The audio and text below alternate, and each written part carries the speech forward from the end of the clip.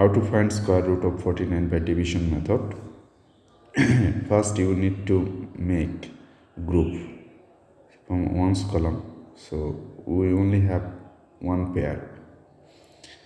Okay, after making pair you have to take here number whose square will be equal to 49 or near to 49.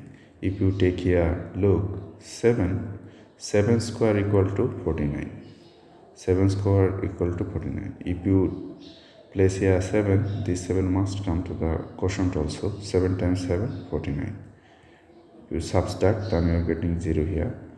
And you need to add the same number that you are taking in the quotient.